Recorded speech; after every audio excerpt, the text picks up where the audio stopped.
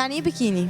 غيار داخلي مش اكتر من كده. انا بالنسبه لي غيار داخلي هي قطعتين بس طبعا يا دوب مغطي المنطقه فوق وتحت. اللبس اللي هو يبقى جسمي هيبقى باين منه. مش عارف يا حبيبتي ايه البيكيني، بس انا بشوفه بعد اوقات. المايو والقطعتين. البيكيني اللي هو بيظهر مظاهر مفاتن البنت، ولا تو بيس قطعتين. لا انا عارف ان هو لبس الحريم مثلا او البنات اللي بينزلوا بالبحر بيبقى تو بيسز.